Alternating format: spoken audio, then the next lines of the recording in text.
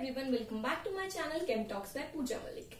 As we all know कि आपके exams काफी क्लोज आ गए हैं, सिर्फ कुछ मंथ्स का ही टाइम बचा है। तो अब सिर्फ आपको चैप्टर पढ़ना और समझना ही जरूरी नहीं है, उसके साथ ये भी इम्पोर्टेंट है कि आप चैप्टर का एक क्विक रिवीजन करें और उसके क्वेश्चंस भी साथ साथ प्रैक्टिस करते रहें। इसीलिए to make you do that I am going to start a new series today and that series will include short videos. Short in the sense कि हम जो चैप्टर 3-4 घंटे में है ना 7 to 8 वीडियोस के अंदर कवर करते हैं उसको 1 और 2 वीडियो में I am going to cover that topic and उससे क्या होगा, फ्यू मिनट्स के अंदर आपका वो रिवीजन हो जाएगा एंड उसके बाद I also upload previous year question from the CBSE ताकि आप क्विक रिविजन करें और उसके बाद फटाफट से क्वेश्चन की प्रैक्टिस करें। उन क्वेश्चन को हम सिर्फ डिस्कस भी करेंगे साथ साथ। ओके, सो पहला चैप्टर जो हम इस सीरीज में शुरू करने वाले हैं that is solid state. Kindly watch the video and subscribe to my channel. Video देखिए, अगर आपको यूजफुल लगता है तो please give it a thumbs up. Let's start. We are going to start a discussion with the general characteristic of solid. जो solid state होता है उनकी एक डेफिनेट शेप होती है, एक फिक्स वॉल्यूम होती है, फिक्स मास होता है ना। उनके बीच में जो पार्टिकल्स होते हैं वो क्लोजली पैक्ड होते हैं, स्पेस बहुत ही कम होता है एंड जो इंटरमॉलिक्यूलर फोर्स होती है that is also very strong. Particles की वजह से स्ट्रॉन्ग फोर्स ऑफ अट्रैक्शन की वजह से they are incompressible, they are rigid and not at all flexible. ये हो गई जनरल कैरेक्टरिस्टिक्स। अब जो हमारे सॉलिड्स हैं उनके बीच में जो पार्टिकल्स हैं ना वो किस तरह से अरेंज हैं, उनका नेचर क्या है ऑर्डर का, उसके बेसिस पे सॉलिड्स को हमने दो तरह से क्लासिफाई किया, crystalline solids and amorphous solids. इनके बीच में डिफरेंसेस देख लेते हैं। जो क्रिस्टलाइन सॉलिड्स होते हैं उनमें लॉन्ग रेंज ऑर्डर देखा गया, जबकि जो एमोर्फस सॉलिड्स उनमें शॉर्ट रेंज ऑर्डर देखा गया। इसका क्या मतलब है? लॉन्ग रेंज ऑर्डर का मतलब है कि जब हमने ऑब्जर्व किया, उसकी ज्योमेट्री को ऑब्जर्व किया, पैटर्न को ऑब्जर्व किया, तो लॉन्ग डिस्टेंसेस पर भी एक रेगुलर रिपीटिंग पैटर्न था क्रिस्टलाइन में, जबकि एमोर्फस में ऐसा कोई पैटर्न नहीं ऑब्जर्व किया गया। जो क्रिस्टलाइन सॉलिड्स होते हैं उनमें रेगुलर ज्योमेट्रिकल शेप देखा गया, जबकि जो एमोर्फस सॉलिड्स है they were irregular in shape. Crystalline solids क्या होते हैं? उनको हम ट्रू सॉलिड्स भी बोलते हैं, एमोर्फस सॉलिड्स को हम स्यूडो सॉलिड्स बोलते हैं। क्रिस्टलाइन सॉलिड्स क्या होते हैं? शार्प मेल्टिंग पॉइंट शो करते हैं, जबकि एमोर्फस सॉलिड्स धीरे धीरे over a range of temperature melt होते हैं। Crystalline solids are anisotropic in nature whereas amorphous is isotropic. Anisotropic basically क्या है? जब हम अलग अलग डायरेक्शंस के अलॉन्ग मेजर करते हैं ना डिफरेंट प्रॉपर्टीज को, तो हमने देखा कि क्रिस्टलाइन सॉलिड्स में एक्सपेक्टेड तो था कि वो सेम आनी चाहिए। क्यों? क्योंकि रिपीटिंग एक रेगुलर पैटर्न है, बट अलग अलग डायरेक्शंस के अलॉन्ग क्या हो रहा था कि अलग वैल्यूज आ रही थी। ओके, इनके बीच के डिफरेंस को समझने के लिए हम नेक्स्ट स्लाइड में एक एग्जांपल देखते हैं। So let's see.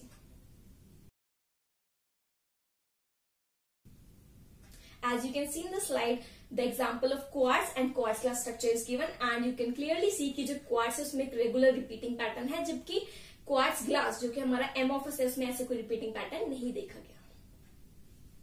This completes the difference.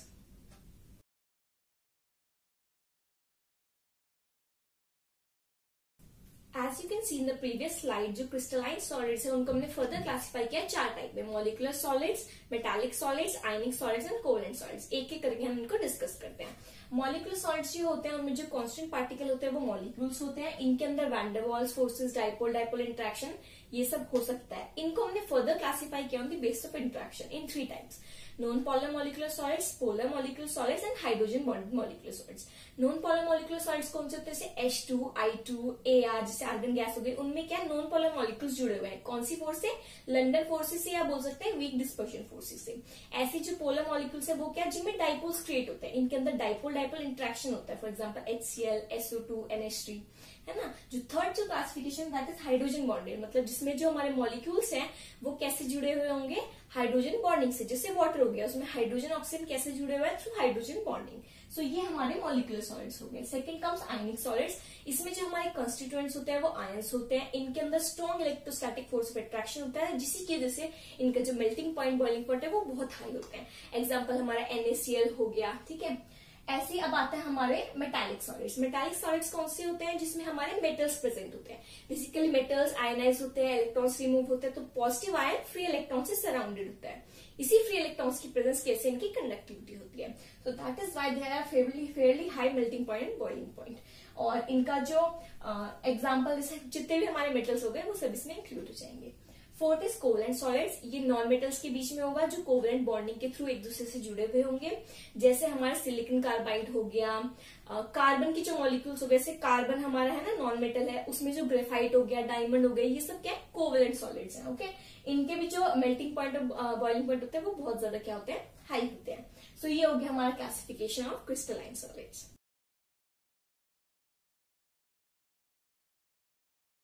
Crystalline solids में कंस्टिट्यूएंट पार्टिकल्स का एक regular and repeating pattern observe किया जाता है। उसी पैटर्न को अगर हम एक 3D अरेंजमेंट में 3D डायग्राम के थ्रू रिप्रेजेंट करते हैं तो उसी को हम क्या बोल देते हैं, क्रिस्टल लैटिस।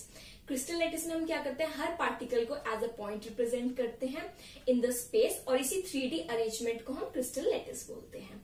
इसी में अगर हम उस क्रिस्टल लैटिस का जो सबसे छोटा पोर्शन है उसको अगर देखें, उसको हम यूनिट सेल बोलते हैं, और उसी यूनिट सेल को अगर हम बार बार कंटिन्यूअसली ऐड करते हैं तो हमारा क्रिस्टल लैटिस फॉर्म हो जाता है। इसी की स्टडी करके हम छोटे से यूनिट सेल की सारी जो पूरे सॉलिड में क्या कैरेक्टरिस्टिक्स शो होंगी, कैसी प्रॉपर्टी शो होगी, हम उसको पता कर सकते हैं। Now as you can see in the next slide, a unit cell and the crystal lattice are differentiated and shown through a diagram.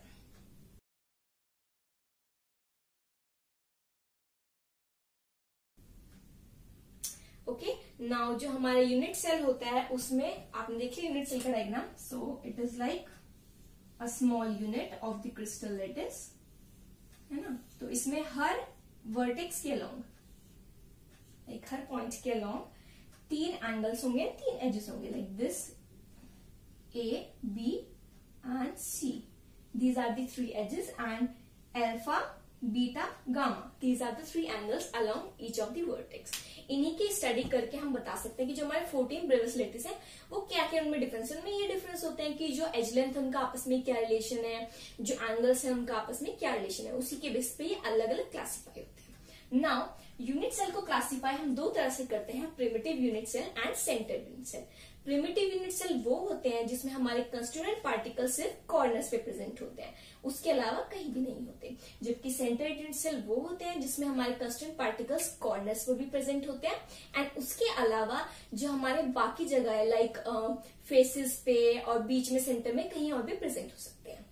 अब कहीं और भी प्रेजेंट हो सकते हैं, उसके लिए अलग अलग पोजिशन हो सकते हैं। तो इसलिए सेंटर्ड यूनिट सेल को हमने फर्दर 3 टाइप में क्लासीफाई किया है, body centered, face centered and edge centered unit cell.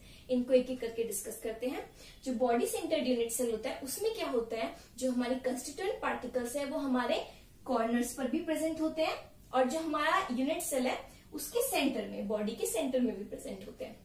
Okay, ऐसे ही फेस सेंटर्ड यूनिट सेल में क्या होता है, जो कंस्टिट्यूएंट पार्टिकल्स है वो कॉर्नर्स पे प्रेजेंट होते हैं, एंड उसके अलावा जो हमारे कंस्टिट्यूएंट पार्टिकल्स होते हैं वो फेसेस के बीच में, like 6 faces are present in a cube.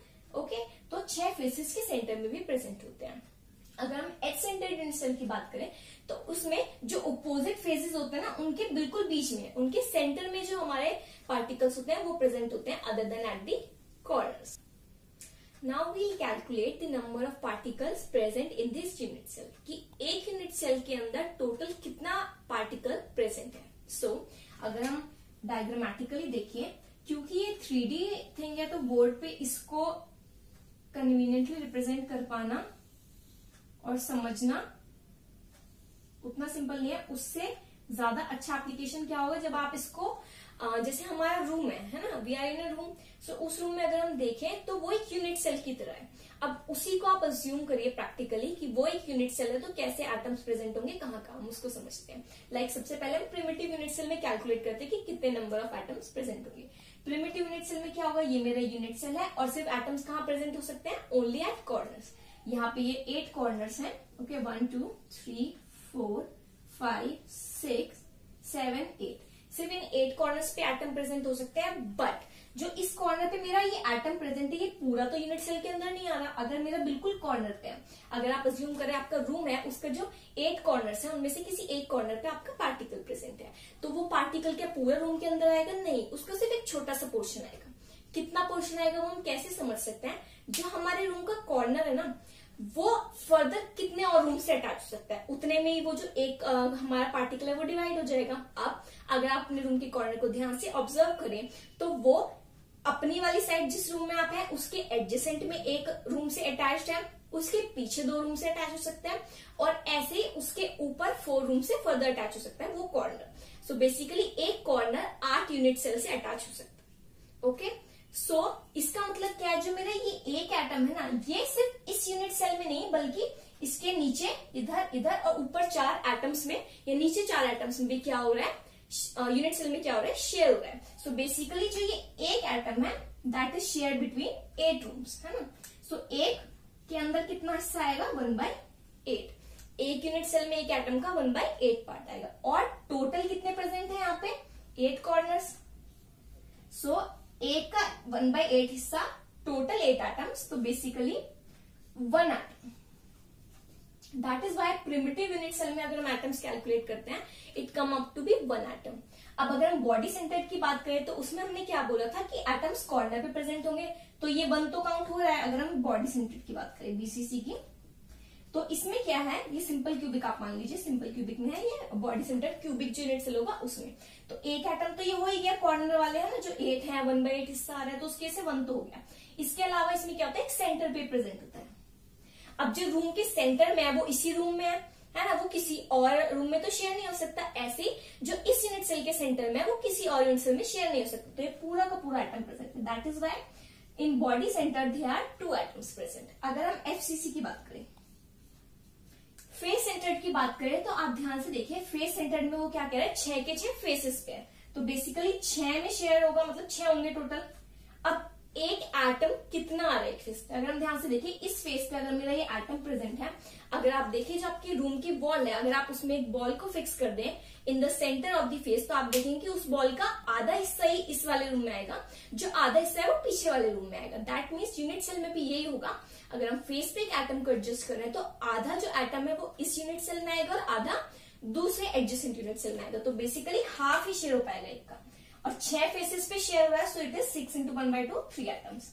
और हमें पता है कि फेस सेंटर में जो हमारे कॉर्नर्स है उस पे भी एटम प्रेजेंट है, सो 1 this, so basically 4 atoms are present in face centered cubic unit cell. This completes the calculation of the number of atoms. Solids में जो पार्टिकल्स होते हैं वो क्लोजली पैक्ड होते हैं, वो एक दूसरे से कैसे जुड़े होते हैं, ये जो पैकिंग है वो कैसे होती है, कैसे हमारा 3D स्ट्रक्चर फॉर्म होता है, उसको हम स्टेप बाय स्टेप देखते हैं। सबसे पहले जब हम 3D स्ट्रक्चर बनाना चाहते हैं हमारे क्यूबिक लैटिस का, तो उससे पहले सबसे पहले हम 1D देखेंगे, 2D पैकिंग देखेंगे, then will go to 3D packing. Okay, so 1D packing की अगर हम बात करें तो 1D मतलब एक डायमेंशन में हम अपने पार्टिकल्स को कैसे अरेंज कर सकते हैं। There is only one way that we arrange them in a row, okay, that will make it 1D packing. So यहाँ पे हमारे जो पार्टिकल्स है 1D अरेंजमेंट में है, एंड एक जो मॉलिक्यूल है वो फर्दर 2 मॉलिक्यूल्स से कंस्टिट्यूटेड आयन से हम बोल सकते हैं अटैच्ड है। ओके, तो इसमें जो कोऑर्डिनेशन नंबर होता है वो होता है 2। ये हो गई सिंपल 1D पैकिंग। अब हमें इसको 2D पैकिंग में कन्वर्ट करना है। 2D पैकिंग करने के 2 तरीके हो सकते हैं, या तो मैं इसी लेयर के बिल्कुल नीचे एक और सेम लेयर अटैच कर दूं 1D की, है ना, या फिर दूसरा तरीका क्या हो सकता है कि मैं इस लेयर के जो यहाँ खाली स्पेस है इसके नीचे अपनी पैकिंग लगाना शुरू करूं, not exactly below this particle. So उसके बेसिस पे 2D पैकिंग 2 तरह से क्लासिफाइड है। One is AA type packing and second is AB type packing. AA type packing को हम स्क्वायर क्लोज पैकिंग भी बोलते हैं। क्यों? क्योंकि इसमें जो पैकिंग होती है क्या होता है, जो हमारी पहली लेयर थी उसके एग्जैक्टली नीचे हम स्फीयर्स को अलाइन करते हैं। ओके, एंड इसमें अगर हम देखें जो सेंटर या कोई भी एक अगर हम कंस्ट्रक्ट पार्टिकल की बात करें तो वो फर्दर 1, 2, 3 एंड 4 जो उसकी अटैचमेंट है, जो कनेक्टिविटी है वो फर्दर 4 से कनेक्टिविटी है, 4 कंस्ट्रक्ट एटम से, that is making an square, इसीलिए इसको हम स्क्वायर क्लोज पैकिंग बोलते हैं। अगर हम सेकंड वाली पे बात करें तो that is AB type packing, इसको हम हेक्सागोनल क्लोज पैकिंग भी बोलते हैं। इसमें हम क्या करते हैं, जो हमारे फर्स्ट लेयर है स्पेस की उसकी जो डिप्रेशन है, बेसिकली जो उसमें स्पेसेस है एग्जैक्टली उसके नीचे लाइन नहीं करते, जो स्पेसेस है उसमें हम अपने सेकेंड रो को लाइन करते हैं। सो ये हमारी सेकेंड रो हो गई, इसको हम A बोलेंगे, इसको B, एंड दैट इज जो थर्ड रो आएगी वो फर्दर इसके जब स्पेसेस में आएगी तो वो एग्जैक्टली फर्स्ट वाले की अलाइन हो जाएगी। So this is known as AB type pattern. ठीक है, इसमें जो अगर हम सेंटर एटम देखिए कोई भी ले लें वो फर्दर इससे इससे इससे इससे से है ना, इससे भी अटैच्ड है, इससे भी अटैच्ड है, इस वाले से भी, this this this and this, basically hexagonal form, so that is why it is called hexagonal close packing. अब 3D पैकिंग में क्या होगा, हम जो 2D पैकिंग किया उन लेयर्स को एक दूसरे के ऊपर स्टैक करेंगे। किस तरह से स्टैकिंग होगी उसी के बेस पे हमारे अलग अलग तरह की 3D पैकिंग होगी। जैसे ये पहले अगर देखें तो इसकी दो क्लासिफिकेशन है। कैसे कि अगर हम स्क्वायर क्लोज पैकिंग की लेयर्स को यूज करते हैं स्टैकिंग में, तो वो हमारी क्या हो जाएगा, उसमें हम ए टाइप स्ट्रक्चर मिलेगा। मतलब इसी लेयर की 2D के एक और ऊपर मैं एक और लेयर रख दूं, उसके एक और ऊपर सेम लेयर रख दूं, एग्जैक्टली एक दूसरे के अलाइन। सो उसको हम क्या बोलेंगे, ए या फिर सिंपल क्यूबिक लेटिस।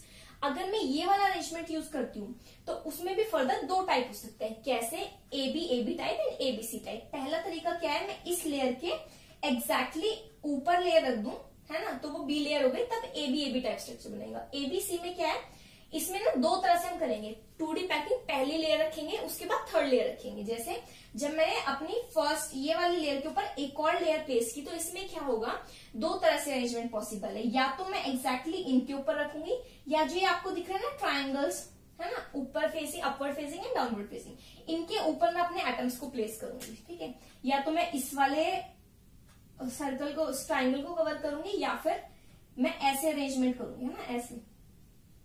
जब मैं ऐसे अरेंजमेंट करूंगी तो ये मेरी बी लेयर हो जाएगी, ये मेरी सेकंड लेयर हो गई। अब जब मैं थर्ड लेयर प्लेस करूंगी तो या तो मैं उससे, इसमें ना दो तरह के वॉइड्स फॉर्म होते हैं। दिस इज टेट्राहेड्रल वॉइड, जिसमें सिर्फ ऐसे ट्राइंगल फॉर्म होता है जब तीन सर्कल से बोले कि कंस्टिट्यूएंट पार्टिकल्स मिल रहे हैं। अगर 6 के बीच में हो रहा है, जब 3 है उसके ऊपर 3 और ओवरलैप कर रहे हैं इन दी अपोजिट डायरेक्शन, तो हमारा ऐसा ऑक्टाहेड्रल वॉइड फॉर्म होता है। सो सेकंड लेयर के प्लेस करने के बाद या तो टेट्राहेड्रल वॉइड फॉर्म होंगे या ऑक्टाहेड्रल। अगर मैं टेट्राहेड्रल वॉइड्स को कवर करने की कोशिश करूंगी तो मेरी AB टाइप पैकिंग आएगी, और अगर मैं ऑक्टाहेड्रल वॉइड्स को कवर करने की कोशिश करूंगी तो मेरी ABC टाइप पैकिंग आएगी। दैट इज, उसमें क्या होगा, उस वाले पैटर्न में जो मेरी थर्ड लेयर है वो पहली दो से डिफरेंट होगी और ABC टाइप पैटर्न बनेगा। जो फोर्थ लेयर होगी वो वापस फर्स्ट से अलाइन हो जाएगी। सो AB टाइप में HCP स्ट्रक्चर हमें मिलता है, और ABC टाइप में हमें CCP या FCC स्ट्रक्चर मिलता है। वॉइड्स इंपॉर्टेंट है क्योंकि वॉइड से कई बार क्वेश्चन पूछ ले जाता है कि voids, number of voids calculate करना है। सो बेसिकली क्या होता है, जितने हमारे लेटिस पॉइंट्स प्रेजेंट होते हैं उतने ही हमारे क्या होते हैं, ऑक्टाहेड्रल वॉइड्स होते हैं, और उसके डबल यानी कि ट्वाइस हमारे क्या होता है, टेट्राहेड्रल वॉइड्स प्रेजेंट होते हैं। सो ये आपको याद रखना है।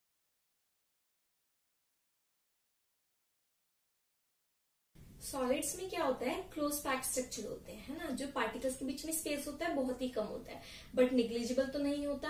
हम कितना भी क्लोज पैकिंग करने की कोशिश करें स्फीयर्स की, हमारे जो हमारे एटम से कंस्टिट्यूएंट पार्टिकल्स उनकी, फिर भी कुछ ना कुछ खाली स्पेस बच ही जाता है, जिसको हमें क्या बोलते हैं, voids, like tetrahedral voids, octahedral voids, जो हमने लास्ट में स्टडी किए थे। सो उन वॉइड्स की वजह से क्या होता है, पैकिंग एफिशिएंसी 100% नहीं हो पाती। सो पैकिंग एफिशिएंसी क्या है कि हमारे जो पर्टिकुलर यूनिट सेल है उसमें कितना अमाउंट ऑफ एटम प्रेजेंट है, कितनी जगह एटम्स ने हमारी ऑक्यूपाई किया, वो हमारी पैकिंग एफिशिएंसी। उसको कैलकुलेट करने के लिए फॉर्मूला जो हम यूज करते हैं, that is volume occupied by all the space present in a unit cell divided by total volume of the unit cell into 100। इसको कैलकुलेट हमने डेरिवेटिकली किया है, एंड द रिजल्ट इज कि जो टाइप ऑफ स्ट्रक्चर है उसके अंदर कौन कौन से यूनिट सेल्स होते हैं, और इसको कैलकुलेट करने में एक रिलेशन यूज होता है एच लेंथ का और रेडियस का। ये आपको यहाँ पे क्यों पढ़ना इंपॉर्टेंट है, क्योंकि न्यूमेरिकल्स में काफी बार पूछ लिया जाता है, एंड 1-2 मार्क्स में भी पूछा जा सकता है। The relation and packing efficiency, उसी से हम कैलकुलेट करते हैं। सो देख लेते हैं रिजल्ट क्या है। जो FCC टाइप ऑफ स्ट्रक्चर होता है, that is face centered cubic, उसके अंदर 4 एटम्स प्रेजेंट होते हैं। The relation between edge length and radius is A = 2√2r। इस टाइप के लेटिस में क्या होगा, जो एज लेंथ है that will be equal to 2 × √2 of r, that is radius. और जो पैकिंग एफिशिएंसी इसमें आती है दैट इज 74%, मतलब इसमें हाईली एफिशिएंट पैकिंग होती है, और HCP या FCC में देखने को मिलता है बहुत अच्छे से पैक्ड होते हैं मॉलिक्यूल्स। सेकेंड इज BCC, इसमें एटम्स कितने होते हैं, 2, relation is A = 4√3r and packing efficiency is 68%। Third is simple cubic, जो हमारे प्रिमिटिव वाला होता है, जिसमें सिर्फ कॉर्नर्स पैटर्न प्रेजेंट होता है। So number of atoms in unit cell is 1, relation between edge length and radius is A = 2r, and इसमें पैकिंग एफिशिएंसी इतनी अच्छी नहीं होती है, काफी स्पेस खाली होता है। So packing efficiency comes out to be 52.4%।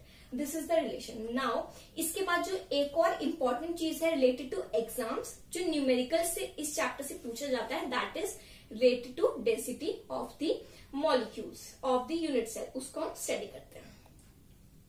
This is the formula for the calculation of density of a unit cell. D is given by Z into M divided by Na into AQ. Z क्या है यहाँ पे हमारा number of atoms present in unit cell, M is the molecular mass of the unit cell, A is the H1, that is why AQ makes up the volume of the unit cell and Na is the Avogadro number. So इस फॉर्मूले के use करके हम unit cell, कोई भी unit cell की density calculate कर सकते हैं। कई बार आपको क्वेश्चंस ऐसे भी पूछे जाते हैं कि डेंसिटी गिवन होती है, वो पूछ लेता है कि नंबर मतलब टाइप ऑफ यूनिट सेल बताओ, तो उसके लिए हमें बाकी चीजें गिवन होती है, हम Z कैलकुलेट करते हैं and number of atoms calculate करने के बाद हम इजिली बता सकते हैं कि ये कौन सी टाइप का यूनिट सेल है। सो इस पे न्यूमेरिकल्स बहुत फ्रीक्वेंटली पूछे जाते हैं एंड जो हमारा नेक्स्ट वीडियो होगा most probably on the basis of questions previous year, उसमें हम इसको अच्छे से डिस्कस करेंगे with question solving also. Okay, this is the last topic of the unit solid state, that is imperfection in solids और defects. Okay, जैसे कोई भी परफेक्ट नहीं होता, किसी सबके अंदर कुछ ना कुछ ऐसी चीजें होती है जिसको वो इम्प्रूव कर सकते हैं, जिसमें वो और बेटर हो सकते हैं। कुछ ना कुछ ऐसा होता है जो हमें नहीं आता, हम उसको सीख सकते हैं। So we are never perfect in anything, we can do better and better each and every day. इसी तरह से सॉलिड्स भी क्या होता है, परफेक्ट नहीं होते, उनके अंदर भी कुछ इम्परफेक्शन होती है। जैसे उनकी ज्योमेट्री में, उनके पैटर्न में इरेगुलरिटीज आते हैं, उसको हम क्या बोलते थे, ये उनकी डिफेक्ट्स हैं या फिर इम्प्योरिटीज हैं। उसी को फर्दर क्लासिफाई किए गए point defects and line defects में। पॉइंट डिफेक्ट्स वो होते हैं जो एक अलोंग दी पॉइंट होते हैं लेटिस में, उसके चारों तरफ होते हैं। लाइन डिफेक्ट जो पूरी रो में या पूरी लाइन में ही आते हैं। हमारे सिलेबस में हमें पॉइंट डिफेक्ट्स को पढ़ना है, लाइन डिफेक्ट्स को नहीं। सो पॉइंट डिफेक्ट्स को हम फर्दर स्टडी करेंगे। These are classified into 3 branches, stoichiometric defect, impurity defect and non stoichiometric defect. ये फर्दर क्लासिफाइड है। स्टोशियोमेट्रिक डिफेक्ट में फर्दर 4 टाइप्स होते हैं, vacancy defect, interstitial defect, Frenkel defect and Schottky defect. And non-stoichiometric are further classified as metal excess defect and metal deficient defect. इनको हम एक एक करके आप स्टडी करते हैं। Okay, stoichiometric defects are those which do not disturb the stoichiometry of our unit cell.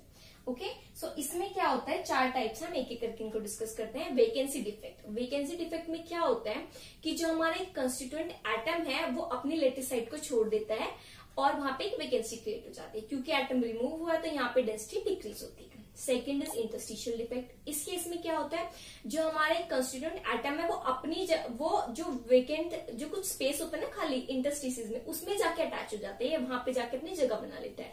तो क्योंकि इसमें एटम ऐड हुआ है तो इसमें डेंसिटी क्या होती है, इंक्रीज हो जाती है। This is interstitial defect. Third जो है हमारा फ्रेंकल डिफेक्ट और स्कॉटकी डिफेक्ट फोर्थ, वो दोनों हमारे आयनिक सॉलिड्स में शो होते हैं।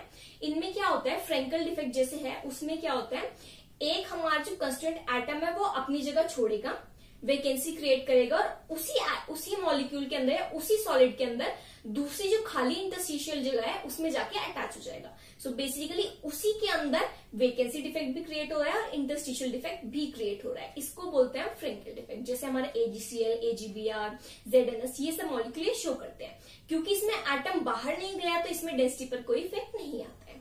Fourth is Schottky defect. इसमें क्या होता है, जब हमारे equal number of cation anion missing होते हैं हमारे सॉलिड में से, उसको हम बोलते हैं स्कॉटकी डिफेक्ट। ये हमारे NaCl, KCl, AgBr इस टाइप के जो हमारे सॉलिड्स होते हैं उनमें देखने को मिलता है। Now impurity defect. Impurity defect हमारा NaCl सॉलिड में देखने को मिलता है।